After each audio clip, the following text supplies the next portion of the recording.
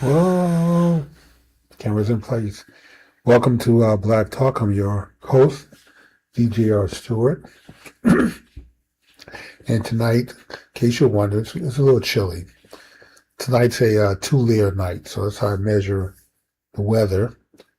Whether I have on one layer of clothes, two layer of clothes, or if it's really, really cold, then three layers. So tonight is actually a two-layer night. And we had some problems the last couple of days with streaming, where I tried to reserve a spot on YouTube with my streaming, schedule it, and then when I went to go to connect to it, I thought it was connected to it, but evidently I did an entire show last night, and I had a couple of people who watch the show reach out to me and tell me, "Hey, when are you gonna start streaming?" I was like, "Well, just finish the show. I've already did a whole show. It should have been streaming." But when I went out and checked, lo and behold, it did say, waiting for stream. So I'm not sure what happened with the disconnect, but we're a little thrown off. So tonight and tomorrow night, I'll probably just do a show and then we'll get back to our regular scheduled, laying out the schedule for the week. But so tonight we're going to do a special show. So we're a little off track. I don't know what we had scheduled. I think we had Nigeria scheduled, or maybe black fathers. Anyway, we'll get caught up. The research material is still there, so we'll still discuss and have a topic on it. So we're going to talk about our favorite people. God bless them, as we say here in Texas. Not just them, but God bless the white folks in Minnesota. So naive, so trusting. I just can't believe that anyone could be this naive. Like I said before, so my wife and I have a discussion going on as to which came first, the chicken or the egg. Which came first, the grifters who thought of this scheme, or that white liberal, socialist, progressive, communist, Marxist, Democrat? And then they simply recruited the grifters, the Somalians, to come in and grift for them. And so the answer is probably somewhere in the middle. It's probably fluid, and it's probably a little bit of both. But evidently, the grift game has been going on for years. So we're just discovering it. This Nick Shirley kid, young man, I shouldn't call him a kid, young man, journalist, reporter, kind of broke the story by going to 20 daycares. You guys know the backstory. You go to 20 daycares in the Minnesota area. And he's pretending to be a parent. He just wants pricing and look at the facilities. And only one facility had children. The other 19 wouldn't talk to him, wouldn't even give him pricing. I can see if you're full, we can't take any more children. We're at capacity. But hey, let's put your name on the waiting list. Here are our prices. In case things change in the future, we'll give you a call. You can check back with us in a month or 2 months. No, because the money is not made off those children collecting from parents. The money is made off the grift game, collecting money from the government for those children that are not there. The parents don't. They sign the kids up. They just use the names and send a bill to the state. The state collects the money from the federal government and send the checks out. Once the checks go out, people understand that they just can't put all the money in their pockets, so they have to bust the checks up and give some to the politicians, give some to the store owners, give some to the landlord. They got to spread it around. They spread it around so to keep everything legal, to buy some protection. That all the folks out there you see protesting to protect the Somalians. Like I said, I showed Mayor Fry in a clip the other night. Professing how much they love the Somalians. They don't love black people. They don't love Latinos or Asians. Hell, I'm not even sure they even love white people that much. But they love the Somalians. They're our neighbors, they're our friends, they're business owners. Oh, the Somalians, we're salt of the earth. We just love them. Yeah, you love them because they're the grifters for you. They bring in billions of dollars in grift money. Now, we're going to get to some videos tonight. The first video, just to explain, put it in context of how long this has been going on. Like I said, we just discovered how much they've been grifting here recently, thanks to Nick Shirley reporting on it. But evidently, this has been a state secret for a very long time. We're going to get Michelle Bachmann, who's going to tell about when she's a lawyer in Minnesota. She served in the state house, and then she went on to run for Congress when she got elected. And when she went to Congress, Tampon Tim and Keith Ellis went to Congress with her. They were all neophyte freshmen, congressmen. And she knew about the grift game back then. This was years ago. She reached out to the Department of Justice and some other agencies to figure out what was going on. Did y'all not realize what's going on over in Minnesota? You need to go check it out. Evidently, nobody did. Why? Well, Barack Hussein Obama was president. The Barack Hussein Obama White House had no interest in interfering with the grift game because some of that money is flowing into the DNC. Money flowing into the DNC can't be disrupted. So we look the other way. Anyway, let me find the clip. We're going to start with Michelle Bachmann and she's going to tell it in her words. So for those that don't believe me about the Somalians and the grift game, that I've been reporting on, let's hear from her own words. See what she has to say. Here we go. Cut one. He could have done a house cleaning top to bottom. This was an open secret for years. Somalis came into Minnesota in the end of the 1980s. They come from a fraud-based culture. That's not being racist. That's not a pejorative term. It's a descriptor term for the Somalis. And in fact, they're such a fraud-based culture that almost 90% of all Somalis that came into the United States came in under fraudulent terms. They lied about who they were. They lied about their bases. They lied about their backgrounds. So the United States government had to even shut down the entry program for Somalis, and they had to start taking blood tests because they couldn't believe anything the Somalis told them. So this has been an open secret that everyone in Minnesota has known about the fraud just trying to come into the country, and then how they've completely turned Minnesota upside down since they came in. So Tim Walz was in Minnesota all of that time. He was a high school social studies teacher. He was from the state of Nebraska. He had taught social studies, and then he ran for Congress the same year I ran for Congress. That was in 2006, and he won. It was a terrible year for Republicans that year. He ended up defeating the incumbent Republican, and he won. So he and I went to D.C. together with, guess who? Keith Ellison, who is the current Attorney General in the state of Minnesota. And so the three of us, what an unlikely trio, Keith Ellison, Tim Walz, Michelle Bachmann, come into Congress together on the same day. And so we raised our right hand together and swore an oath under the Constitution. So we served together for 8 years, and then I left after 8 years. I left Congress. And then Tim Walz, I think he left somewhere around then, and Ellison ran for Attorney General, and then Walz ran for governor. Both of them won. So they knew when they were running about the Somali issue and the fraud in the Somali community. People knew about it. 10 years ago, there was a story about suitcases leaving the Minneapolis-St. Paul airport, and there had been at least $100 million in cash leaving little black roller bags that you pull through the security at TSA, and they were leaving and going out. And the story was nearly every Somali woman in Minnesota had a phony daycare that she ran out of her house. And the state of Minnesota had apps, and that's how Somalis charged. They just kept pinging that they had fake kids and they needed fake money and fake transportation and fake everything. And so they were making money off it. Well, nobody ever heard of anybody going to jail. Nobody ever heard that anything ever got shut down. All of these anecdotal stories were going out about different fraud. So it was there, it was known, it was knowable.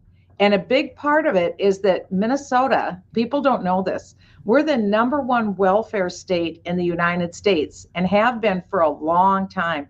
And when it comes to refugees, we sweeten the pot even more. No other state does what we do. We pay refugees an extra $3,500 per person. It may be more now, but we paid them an extra sweetener of $3,500 per year per person. So if you come in and you have 15 kids, a lot of Somalis had 15 children, so you're getting 3,500 per person on top of already the richest welfare accommodation that you can possibly get. So we gave them free apartments. Every family got a free minivan. They got all their health care. They got their food. They got everything. We paid for all their interpreters. We paid all their health care. We paid everything for them. And what's interesting is that the Somalis are at the Minneapolis airport all the time. You go to the Minneapolis airport, it's loaded. It's like, oh, I thought you were poor refugees. Oh, no, no, no, no. They're going back and forth all the time. It's because they've got their roller bags filled with cash. So this was something that was knowable. When I went to Congress, I tried to get answers. I called in the State Department. I called in various departments. I wanted to get answers on what was going on in Congress. And it was what I found out is our government was even more lavish than I thought with what we do to provide magnets to bring in immigrants. And of course, that was during the Obama years, so they weren't going to shut that down at all. They didn't. It was a pipeline. But now what people are seeing, and now what's unfolding, is people are seeing that in Minnesota, we are a fraud state, and the Democrats that have run the state of Minnesota literally for decades, it's a one-party state, this is their grift. And so everybody's getting something out of the deal. So the Democrats get votes and they stay in power. Their donor base that donates to the Democrats, they have businesses. There's a lot of landlords that have like slumlords that they're making money off of this. And we're a huge nonprofit state. What should happen in Minnesota and all these other states is that there needs to be forensic audits of all these so-called nonprofits. They're big profit, let me tell you that. But all these quote nonprofits, they pay no taxes. That's what a nonprofit is. They pay no taxes, but trust me, they're getting a lot of profit coming in their door. And so then the Somalis started all these phony nonprofits. You saw that with the Leering Center, these daycares. So they're in on the grift too, and it is major money. But what people need to understand is this really is an invasion. It's an invasion from a foreign country. And Minnesota taxpayers are the largest contributors to Somalia. We've sent more money from Minnesota taxpayers to Somalia than the entire GDP, the gross domestic product of the country. And so the country is living off of the stolen money that's come out of Minnesota, and to be told, the federal government too. A lot of these programs are also funded by the federal government. So we've been a direct pipeline. The more people from Somalia that came in, the more money goes out to Somalia. So we funded the Somali government, which is one of the most corrupt in the world. It's, if not the corrupt, and they're also a terrorist nation. Our nation, our State Department has designated Somalia as a chief terror state for years. And so without a doubt, Minnesota tax money has gone to fund Al-Shabaab. Al-Shabaab is the Somali affiliate of Al-Qaeda. I sat on the Intelligence Committee in Congress. We dealt with the classified secrets of the nation. We dealt primarily with Islamic terrorism across the world. Somalia was so bad that we had advisories that Americans shouldn't even go to Somalia. And yet, we're letting slaves into America from a terror state with no vetting. This has been the worst project that I can ever think of. And it began with Bill Clinton. If people saw the movie Black. Okay, there you have it. Michelle Bachmann, in her own words. So it's not just me saying this about the Somalians. This is a person who lives in the state, works in the state, who served in the state government, who served in the federal government, represent the state. There are a couple of things that she said that's interesting. One, this has been going on for years. Now, when she went to Congress back in the early 2000s under Barack Hussein Obama administration, folks there, leadership, people in position knew about the grift game then, but nobody did anything about it. Like you said, this is a Democrat stronghold. Democrats have been running that state. They look the other way. Why? Not that they condone criminality, but this is federal money. It's not our state money. This is from other people around the country. So what if we steal it from them? So what if we look the other way while the Somalians grift this whole system? As long as some of it comes back to us, yeah, we'll look the other way. And then she basically outlines the whole game. If she knew what was going on, Keith Vallis knew what was going on, Tampon Tim knew what was going on, and many, many, many others knew what was going on. No one said anything, no one did anything. It's laughable now. Tampon Tim said he's the perfect person to clean this up. Really, Tim? You're the perfect person to clean this up? This has been going on in your watch. You're what, 2-term governor, 3-term governor? You did nothing about it until Nick Shirley exposed what was going on. This has been going on for years, and you knew about it. You did nothing. You took money. Not only you, but the mayor also, Mayor Her and the other mayor of Minneapolis, Frey, profess how much they love the Somalians. Of course you love them. They grift for you. They go out there and they do your dirty work. We're going to go to another clip here that we have. Now, we thought the problem was a few $100 million. That's what it was back in the early days. Then it ballooned. Once you start checking, it wasn't just the daycare fraud. It was welfare. Now it's welfare fraud. It's student loans and Pell Grant fraud. It's HUD fraud with on the Section 8 program for dead people. HUD goes in and start just looking at a few of the applicants, find out they're paying rent for dead people. Every time you look up, there's more fraud that's being unwrapped and discovered by the Somalians. And they're just grifting all over the place. Personally, this is to me, this is where you need to bring in some RICO prosecutors, because this is a RICO charge. These people are well organized. This is organized crime. And for what they're doing, the amount of money they're stealing, man, the mob would be impressed. So anyway, let's get to now that we've discovered that, how broad it is, and still discovering more fraud in other areas, other government programs. Artistic lunch program, I forgot that one. Transport, medical care. Michelle said they're giving out apartments, they're giving out minivans, they're giving out $3,500 per person. That includes children. In addition to the earned income credit, they get to file a tax return even though they don't work. They have no income. If they have children, they can still file a tax return and get earned income credit. That's another $3,000 per child. You got 5 or 6 kids. She said 15, but let's just say they have. Let's say you have 7 children. You collect another $7,000, $8,000 a head for 7 children. Man, you got a fairly substantial middle income salary, $50,000 just on earned income credit and gifts from the state. With free rent, a minivan, medical care, food, the EBT card. God damn. That $50,000 is probably the equivalent of $150,000 if you had to go out and work for it and pay for all that yourself. How generous. Anyway, let's get to the true amount. We have one of the auditors, government auditors, that's going to tell you how much. We thought it was $9 billion, a few $100 million initially. Then once you start looking around, it was estimated to be $9 billion. Now that we've done some more looking, let's look what the new number is. Let's play the next clip. Go. How broad do you believe the evidence shows the fraud in Minnesota was? It's easily in excess of $30 billion. So if you're going to issue a payment, you better make sure that it's a legitimate company. Otherwise, don't issue the payment. Go on Google Earth. Look at, it's a liquor store. It's a grocery store. Why are you issuing payment to a child care or a transportation company that doesn't even exist? The federal government has to use that cudgel over these people and say, look, you better be sure if you issue that payment that it's a legitimate payment, or you could end up in prison. I mean,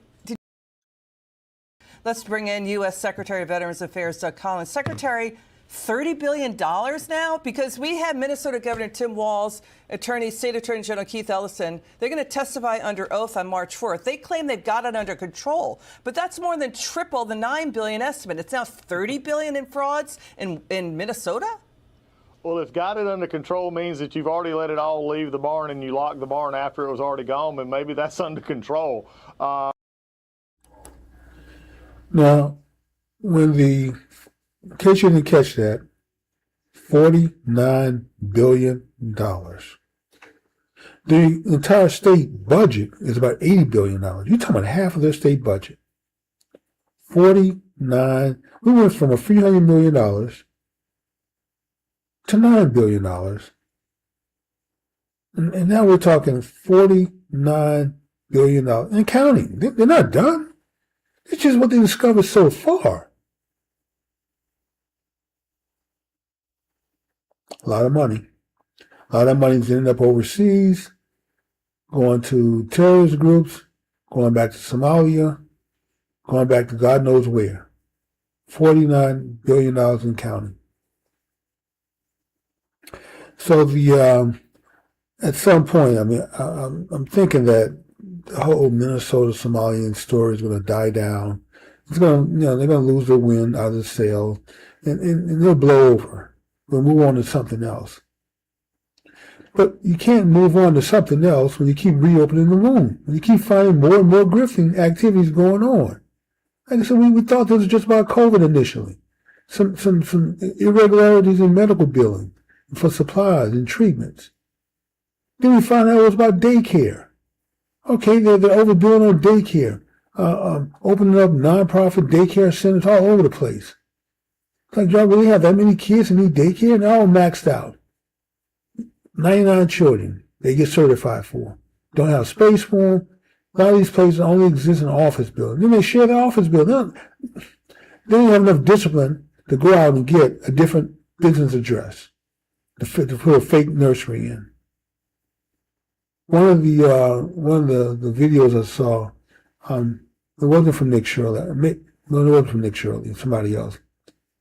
But they found over 400 of these daycares registered to one building. This is an old abandoned textile apparel business, warehouse, manufacturing facility. The place is abandoned. But 400 daycares use that as their official address, saying they provide daycare service for kids out of that building. 400.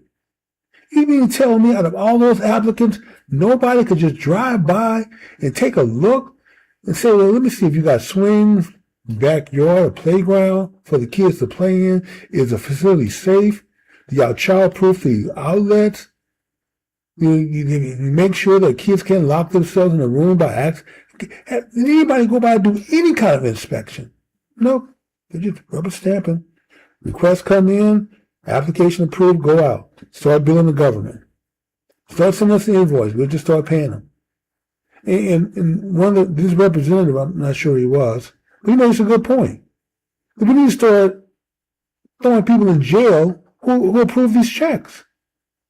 When the federal government sends money to the state, they send it with the hope that you're safeguarding public money, that you're doing the due diligence to check it out and make sure that it's going to the right people. I mean, the welfare fraud that we're used to, with people having 2 or 3 accounts in different states collecting welfare, man, that's child's play compared to this kind of stuff. Those welfare queens that we used to seeing on TV aren't stealing billions of dollars, not $49 billion from one state. And then we discover that same thing is happening in Ohio, same thing is happening in Maine. They suspect there could be as much as $100 billion, $500 billion in California. So yeah, I mean, we have some battleground states, blue states, to go check out and go figure out just how deep the grift game goes. You're going to find out it's not just the Somalian. So the wife may be right, I may be right. Well, I think it's a government officials who came up with the scheme. And they just recruited the Somalians as their grifters. When we get to California, that's the king of the grift states. I mean, they grifting hard over there. I think Dr. Oz, he's involved with government. I'm trying to figure out, maybe he's with Medicaid, Medicare. He's the commissioner over that. He goes to L.A. I'll find the video. I'll see if I can find the video and bring it to you guys. Within a 1 mile area, 4 blocks,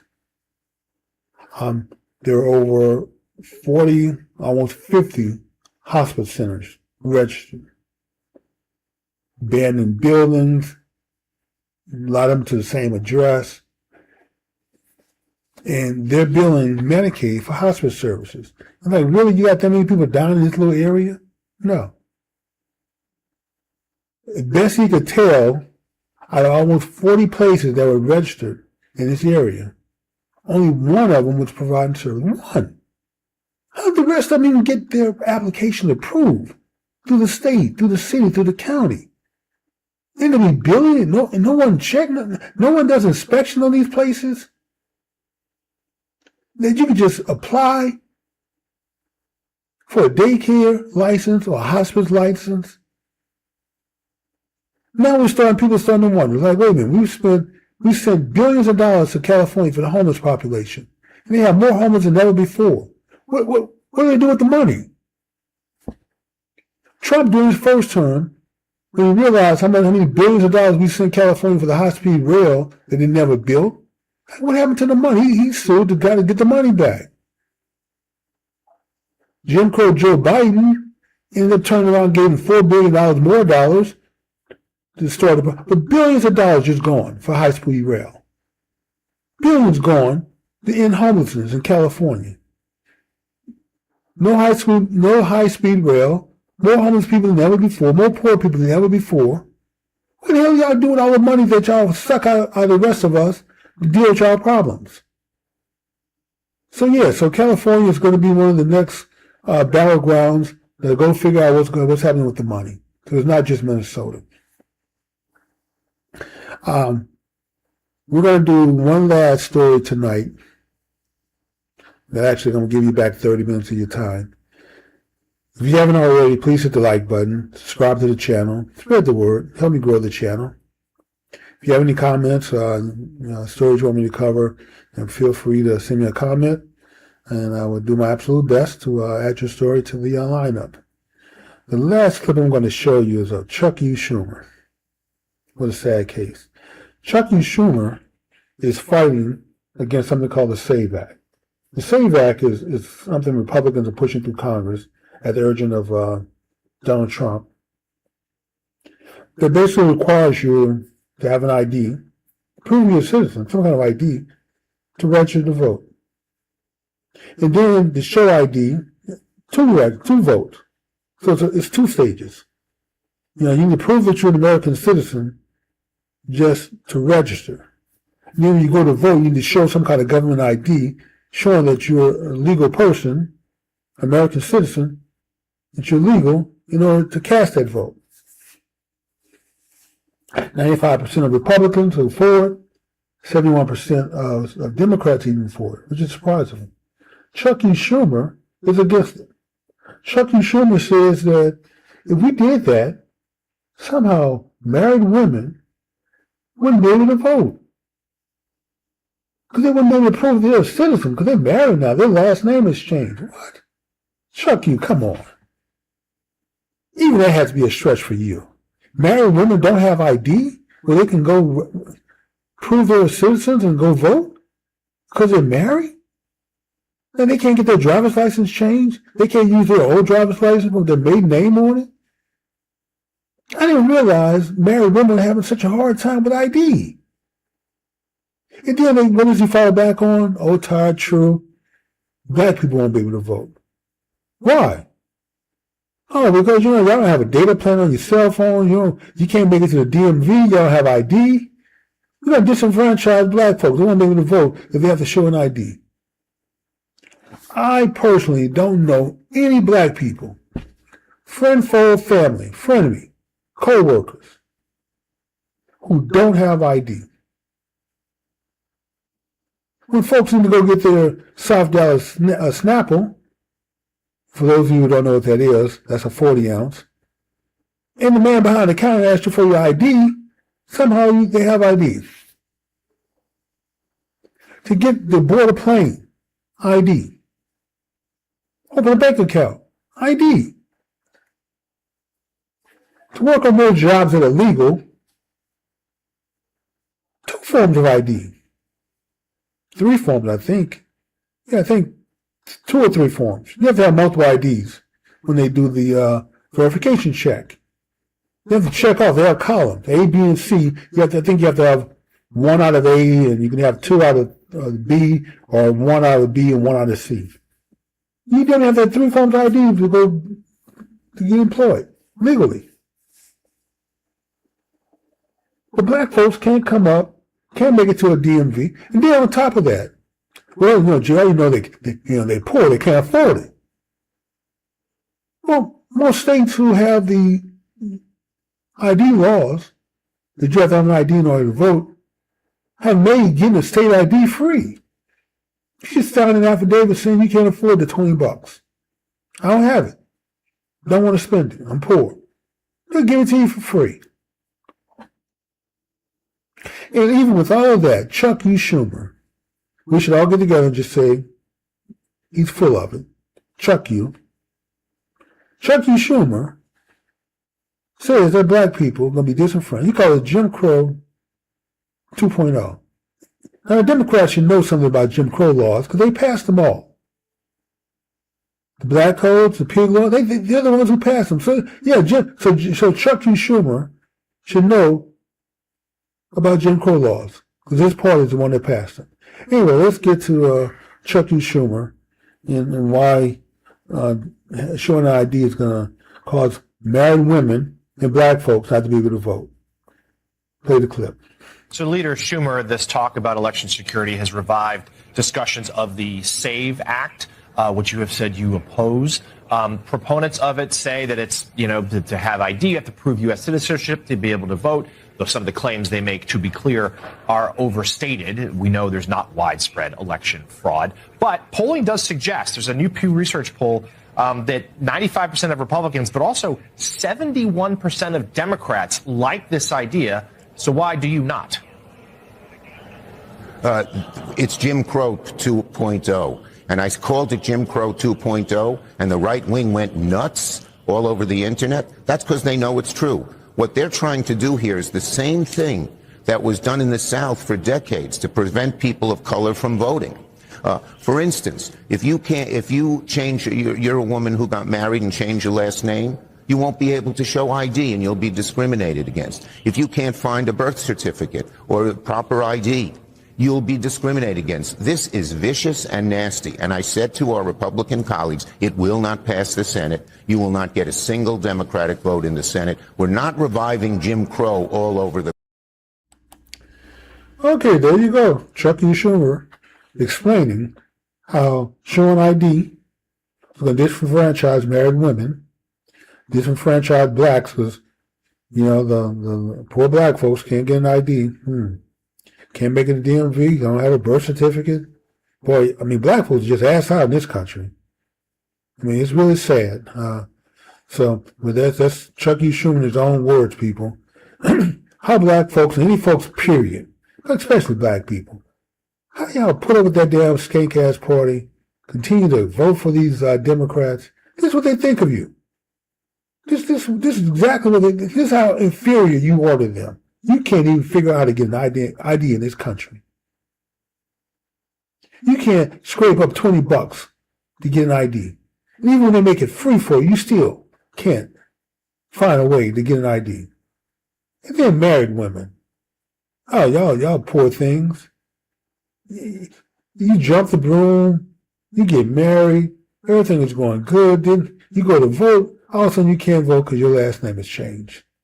And of course, you don't have the good sense to go down to DMV and just change the name of your license. Or, how about you just hold on to your license with your previous name on it, with your maiden name on it. Oh no, JR, they're not gonna be able to vote. We're gonna be disenfranchised. Sad. Sad that Chuck E. Schumer would actually get on TV and say these things. It's one thing to believe these things in private. The black folks are inferior and stupid, can't get an ID, can't figure out what to do. Okay, you know, closed circles. They could be the joke within our little circle.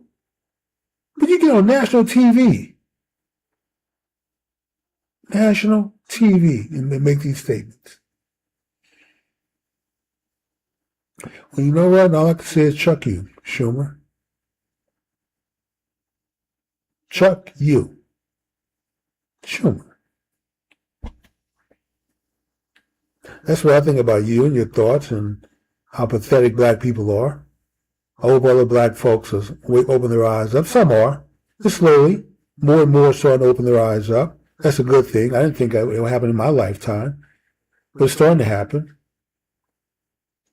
The Democrats made a big mistake. You know, you should have left Trump alone in his first term. Just let him do his thing. He would have left you alone if you left him alone. You impeached a man 3 times. Even when he leaves office, you're still trying to impeach him. You raid the man's house. You're trying to throw him in jail. Keep him from running again. You should let him serve his 2 terms. You stole the election from him. Most likely you did. I don't know that for certain. But it looks like some of the circumstantial evidence is pointing to the election was stolen from him. But regardless, you should just let the man alone. Just let him do his thing, let him serve his time, and then just let it blow over. No, y'all keep fighting, y'all keep suffering from Trump derangement syndrome. Y'all let the man take away unions from you. Unions used to be a stronghold for Democrats. You let them steal that away. Black folks used to be a stronghold for Democrats, starting to erode. Trump got 21% of the black vote last election. More than any white Republican I could think of. We thought it was a big deal when George Bush first term I think he got 11%.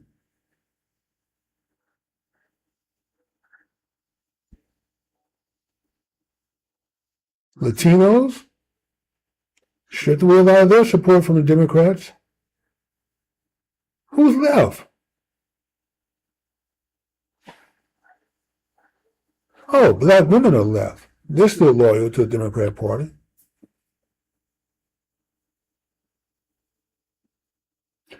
Anyway, they continue to underestimate how the Donald Trump is snickering in behind the 8 ball. Or the red ball, and actually snooker is not played with numbered balls, played with colored balls.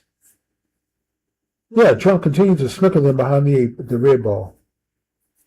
They keep underestimating the man. He just keeps outmaneuvering him every time. If he gets Republicans to say that, it's checkmate for him. Man, without illegal votes, they don't have a chance. And it's looking like, based on the new census, with population shifts, people leaving New York, people leaving Oregon, people leaving California, people leaving Ohio, Illinois. They're going to Texas, they're going to Tennessee, they're going to Florida. Starting to move into Georgia. Georgia now, for the first time in their history, not Georgia, South Carolina, first time in their history, has more registered Republicans now than registered Democrats. They used to have over 1.5 million registration advantage. 1.5. That's a lot of goddamn registered voters to overcome. You could pretty much take that money to the bank that a Democrat was going to win South Carolina. You can't do it anymore. Registered Republicans now outnumber registered Democrats in the state. Not just South Carolina, but Nevada. Been overtaken. Texas gained 4 congressional seats because of population shift. Florida gained 5. Plus, Texas and Florida did some reshuffling of the congressional district, picked up another 5. We squeezed out another 5 pretty much strong Republican districts in the state. in addition to the 4 that we gained. And people say, oh, Jimmy, that's not good. They're rigging the system. Well, what is the state of Massachusetts doing? 40% of their population are Republican, registered Republicans. But they only have one Republican representative in Congress. You're a Republican, you can't get elected in that state. I mean, they're elected some every now and then when things are desperately bad. They've had a Republican governor before. Things would be really bad to bring a Republican in. Otherwise, Republicans don't have a chance in that state. Vermont, Maine, New Hampshire, Republicans don't have chances up there. It's not that they don't have Republicans, they do. They don't mind rigging the system to make sure that Democrats win just about every seat in those states.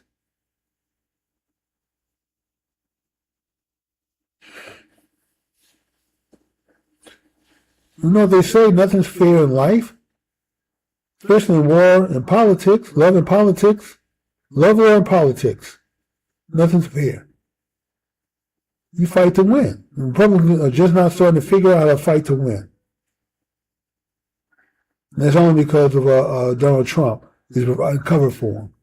Before he came along, they were spineless, they were feckless, they were weak, pathetic. No one would be bothered with them.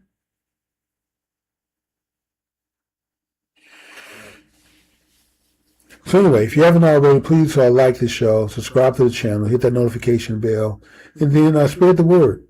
I'm on at every night at 10 o'clock. I hope the stream connected properly.